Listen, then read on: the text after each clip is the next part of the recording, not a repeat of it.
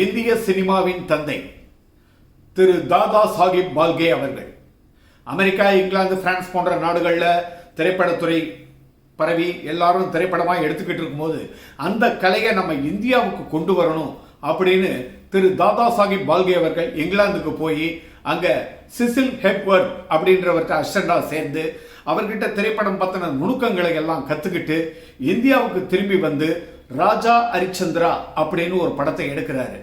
1913 வருஷம் மே மாதம் 13 பம்பாயில் அந்த படத்தை வெளியிடுறாரு. அந்த படத்தை பார்த்த மக்கள் பிரமிச்சு போயிடுறாங்க. அந்த படத்தில் ஒளிப்பதிவிலிருந்து டைரக்ஷன்லேருந்து எல்லாமே திரு தாதா சாஹிப் பால்கே அவர்கள் தான். அதுக்கப்புறம் லங்காதகன் அப்படின்னு ஒரு படத்தை எடுக்கிறாரு. அந்த படமும் சூப்பராக ஓடுது. இதை பார்த்த மும்பையில் இருந்த தொழிலதிபர்கள் அவருக்கு பண உதவி செய்கிறாங்க. 1918 வருஷம் நாசிக்கில் அவர் ஒரு பட கம்பெனி ஆரம்பிக்கிறார். அதுக்கப்புறம் நிறைய படங்களை தயாரிச்சுக்கிட்டே இருக்காரு. 1934 வருஷம் கங்காவதார் அப்படின்னு ஒரு படத்தை எடுக்கிறார். அந்த படத்தில் என்ன ஒரு ஸ்பெஷல்னு பார்த்தீங்கன்னா, இமயமலையில் எடுக்க வேண்டிய காட்சியை அரங்கத்துக்குள்ள செட்டு போட்டு எடுக்கிறாரு. அந்த படமும் சூப்பராக ஓடுது. இந்த படத்தை பார்த்த ஜெய்ப்பூர் மகாராஜா திரு தாதா சாஹிப் பால்கே அவர்களை கூப்பிட்டு நிறைய பரிசும் பணமும் கொடுத்து அவரை பாராட்டுறாரு.